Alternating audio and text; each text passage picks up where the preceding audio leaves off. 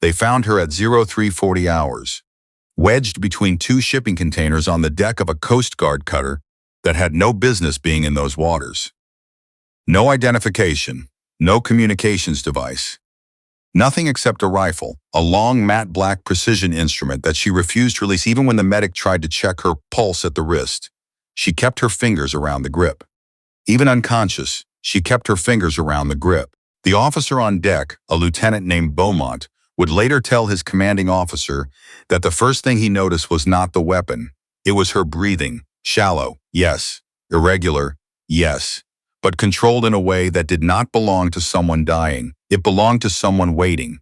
Her core temperature when they brought her below was 31.2 degrees Celsius.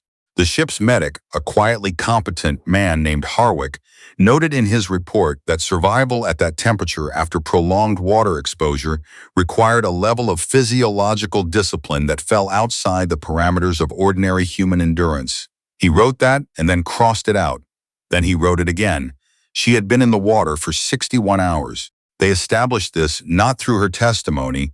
She said nothing for the first 18 hours after they brought her aboard, but through a combination of satellite drift modeling, water temperature gradient analysis, and the peculiar biological evidence of her condition. The hypothermia presented in layers. The older exposure sat underneath the newer. A physician at the Canadian Forces Health Services Center in Halifax would later describe it like reading tree rings. Each hour of cold had left its mark in her tissue. You could count them if you knew what to look for. Her name, they eventually learned, was Sable Merritt. Not Merritt as in a long family name with Anglophone roots, though that would come later in the file. Merritt as in the woman who, 14 months before she turned up on that cutter, had submitted a 340-page internal report to the Department of National Defense outlining, with mathematical precision, what she described as a systematic falsification of long-range ballistics data across 3 active procurement contracts worth a combined $2.3 billion. The report had been received, logged, assigned a file number, and then it had disappeared into the kind of administrative silence that institutions generate when they are trying to protect something larger than a single person's concerns. Sable did not know when she wrote that report that she was also writing her own disappearance. She had joined the Canadian Armed Forces at 22, following a trajectory that her commanding officers consistently described in evaluations as anomalous. Not exceptional, anomalous. There is a difference, and the people who used that word understood it. Exceptional soldiers performed beyond the expected range of human capability. Anomalous ones performed outside the expected range of human understanding. They could not always explain what they were doing or why it worked. They only knew that it did. Sable's anomaly was numbers. Specifically, the relationship between numbers and distance. She had grown up in a small farming community outside Saskatoon, the kind of place where the horizon is a physical fact you learn to calculate early, where the width of a field becomes intuitive before it becomes measurable. Her father had taught her to estimate range before she could read a map. Her mother, a high school mathematics teacher with a particular love for applied trigonometry, had taught her to calculate what the eye could only approximate. By the time Sable was 15, she could estimate wind drift at 300 meters to within 2 degrees without instruments. By 17, she had taught herself the basics of exterior ballistics from a library book and a handheld calculator. By 22, when she completed her infantry training, her instructors wrote in her file that her shot placement at extended range was, and this is the word they used, inexplicable. She preferred to call it geometry. The armed forces, to their credit and eventual regret, gave her the tools to apply it. She became a sniper qualified at ranges that required her unit's range officers to recalibrate their understanding of what was theoretically achievable with the platform she was using. She did not brag about this. She rarely spoke about it at all. She kept a small notebook, green canvas cover, spiral bound, in which she recorded calculations in a handwriting so precise it looked typeset. Wind, elevation, humidity, atmospheric pressure, bullet mass, muzzle velocity degradation, over distance, every variable, every correction. She did not use these notes during a shot. She wrote them afterward to check herself, to see if the numbers confirmed what she had already done. They always did. What they did not do was confirm what she found in the procurement data. It started with a discrepancy in a ballistics report attached to a contract tender for a new long-range precision rifle system. She had been assigned, peripherally, to a technical review committee, the kind of assignment given to people who are considered useful but not yet political, who can be trusted to read numbers without understanding their implications. The committee was evaluating bids from 3 defense contractors. The reports were dense. Most of the committee members read the executive summaries. Sable read the appendices.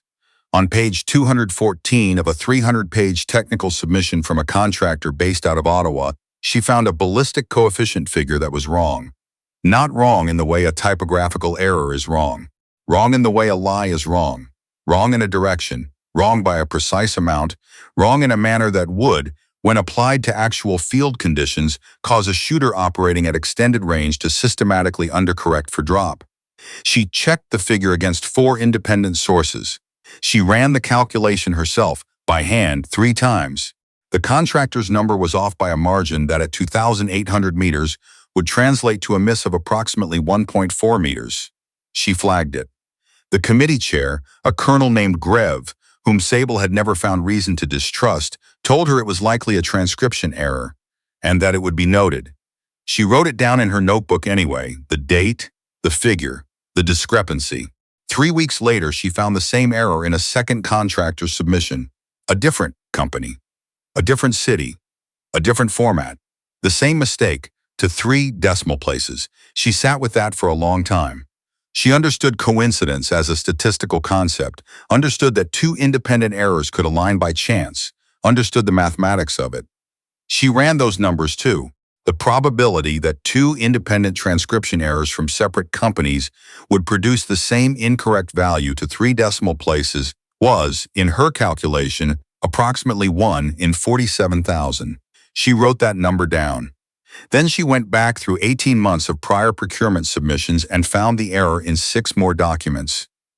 8 companies, 8 submissions, 1 number, repeated with the kind of consistency that does not belong to error. It belongs to coordination. It took her 4 months to build the full picture. She worked alone, after hours, in a secure terminal room she had access to through her committee assignment. She did not tell anyone what she was looking for. She understood by that point that whoever had coordinated 8 separate falsified ballistic submissions across $3 billion in contracts was not a single rogue actor. It was a system, and systems, when threatened, do not make mistakes. They make people disappear. She submitted the report on a Tuesday morning, delivered it through the formal internal channel, received the automated confirmation receipt, and went back to her desk. She heard nothing for 6 weeks. Then she was reassigned. A routine rotation, her commanding officer said. Northern posting, remote site. She would be supporting a joint surveillance operation in the high Arctic, monitoring drone telemetry. It was the kind of assignment that had no formal end date. She packed her kit and went. The posting was real. There was genuinely a surveillance operation, genuinely a remote site, genuinely drone telemetry to monitor. What was not genuine was the transportation arrangement on the 3rd week. She was told there was a personnel transfer and that she would be moving to a secondary site via a small chartered aircraft. She boarded it. 2 men she did not recognize were already inside. 40 minutes into the flight, over open water north of the Labrador coast, she understood what was happening. She had 3 seconds to make a decision. She used all 3. What happened in the aircraft is not something the official record addresses cleanly, partly because the aircraft itself was never recovered, partly because the 2 men who had been aboard it were not listed on any manifest that anyone was able to subsequently locate. What the record shows is that Sable Merritt entered the water at an altitude and velocity that should have been unsurvivable, that she nevertheless survived, and that she spent the next 61 hours in the North Atlantic with nothing except the water, the cold, and the rifle she had taken from the aircraft before she went through its door. She had kept the rifle for a reason. The rifle was not standard issue. It was one of the procurement contract units. A pre-production sample, serialized, logged, verifiable. A rifle whose ballistic data had been falsified in the submission documents. A rifle that, if tested against its own technical specifications, would demonstrate the discrepancy she had documented.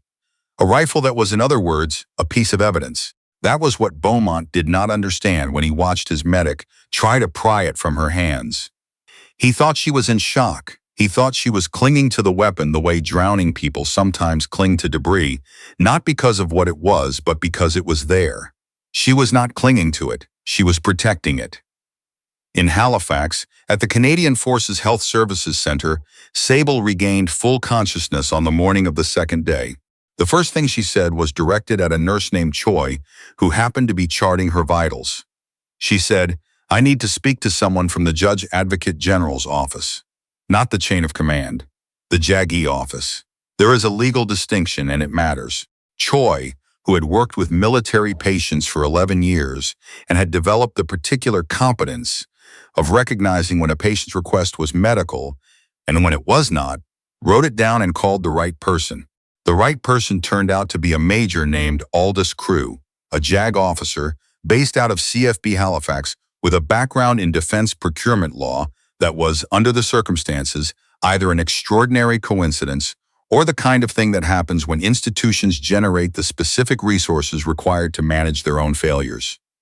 Crew came alone. He sat down across from Sable in the private room they had moved her to, and he put a recorder on the table between them, and he said, "I've been told you have something to report," she said. "I reported it 14 months ago." He looked at her for a moment. Then he said, "Tell me again," she told him. She spoke for 4 hours without notes, with the precision of someone who has spent years running the same calculations until they become cellular. Figures, dates, document numbers, contractor names, the name of the committee chair who had told her it was probably a transcription error, the date of her reassignment, the tail number of the aircraft. She had memorized it on the tarmac, the way she memorized everything that might later need to be measured. Crew recorded all of it. He asked 3 clarifying questions. He did not express surprise, which Sable noticed. She had learned that surprise, when absent in the right circumstances, tells you more than its presence would. When she finished, she asked him, "How many people know you're here?" He said, "2. My assistant and my superior." She said, "Your superior has a name." He told her. She wrote it in her notebook, the green canvas one, which she had somehow kept through the water, through the cold, through 61 hours of North Atlantic. The cover was warped. The ink had bled at the edges of some pages. But the entries were legible, all of them, every date, every figure, every discrepancy. The notebook had survived because she had sealed it inside a waterproof document bag she'd taken from the aircraft's emergency kit in the 3 seconds before she went through the door. She had made a list, even then, even falling, of what she needed to keep dry. The ballistics report came back in 11 days. The rifle, tested by a team from the National Research Council under JAG authorization, performed precisely as Sable's documentation predicted. At 2,800 meters under controlled conditions, its real-world ballistic coefficient diverged from its submission figures by the same margin she had identified 14 months earlier. The NRC team ran the test 4 times. The result was the same 4 times. One of the team members, a physicist named Dobrescu, who had spent 20 years studying small arms ballistics and who was not given to dramatic statements, wrote in his report that the falsification was not an error. The word he used was engineered to fail, engineered to miss. Across 8 contracts and $3 billion in procurement spending, someone had ensured that the rifles being issued to Canadian Forces personnel at extended range would systematically underperform, and that the personnel using them would not know why, would not know their corrections were insufficient, would not understand why their calculations were producing wrong results. They would blame themselves. They would trust the equipment. They would adjust their technique instead of questioning the data. The people who had designed that outcome had understood something important, that a soldier who trusts the wrong number will keep trusting it, because they have no external reference point that tells them the number is wrong. The error is baked into their baseline. It becomes invisible. Sable had been able to see it because her baseline was not the documentation. Her baseline was physics. Crew filed through JAG. The JAG file triggered a chain of referrals that moved faster than Sable had expected. faster, she suspected, than they would have moved if the procurement irregularity had been less precisely documented, less thoroughly evidenced, less difficult to administratively absorb. Her 340-page report had been easy to lose. Her 4 hours of recorded testimony, the NRC's ballistics results, the rifle's serial number, and the tail number of an aircraft that did not appear on any manifest were harder to route around. Colonel Greve, the committee chair who had told her it was a transcription error, was placed on administrative suspension pending investigation within 3 weeks of Crew's filing. 2 of the 8 contractors had their pre-production approvals revoked. A third was under review. The internal file that had been assigned a number and then made to disappear was located, reconstructed from backup servers, and entered into the record. None of this happened quickly.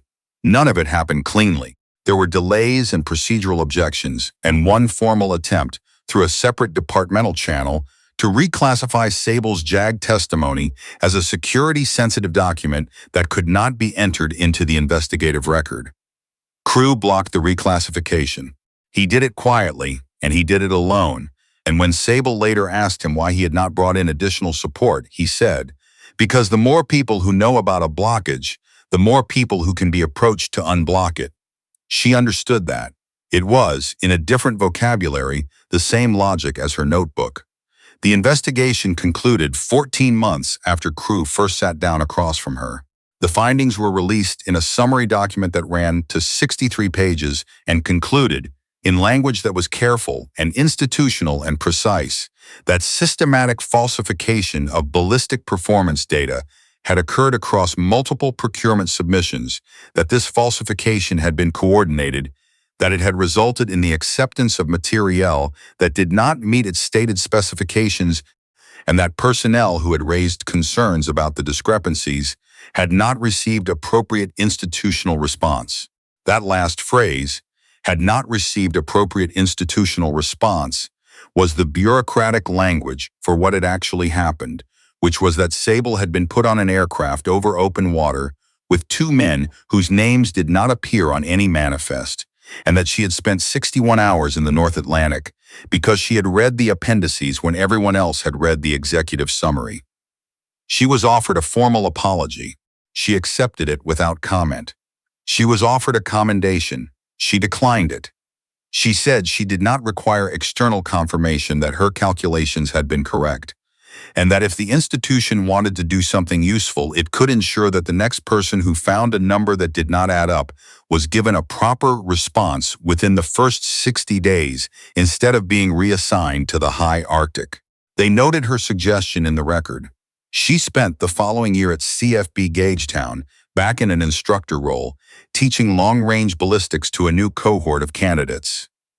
She was a demanding instructor, in the way that people are demanding when they understand that the gap between a correct number and an incorrect one is not abstract. She made her students run their calculations twice. She made them explain, in plain language, the physical reasoning behind every correction they applied.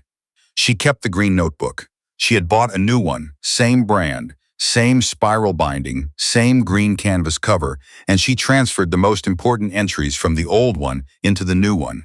She kept the old one, too. The ink had bled at the edges of some pages, but the numbers were still legible. Numbers, she had found, were more durable than people expected. What struck the candidates who trained under her, the ones who later spoke about the experience, was not her precision, though her precision was remarkable. It was something else. It was the way she looked at a target at extended range. Not with the particular focused intensity most shooters developed, not with the narrowed attention of someone calculating, but with a kind of open patience, as if she was simply waiting for the geometry to resolve itself. One candidate asked her about it late in the course. He was a young corporal from Cape Breton, bright and persistent, the kind of student who asked questions at the edge of the curriculum instead of the center. He asked her, "What are you actually looking at when you look at a target that far out?" She thought about it for a moment. She said, "The space between here and there. Most people look at the target. The target is the least interesting part. It's not moving. It's not changing. The space between is where everything is happening, the air, the pressure, the wind. The corrections don't come from looking at the endpoint. They come from understanding the whole distance.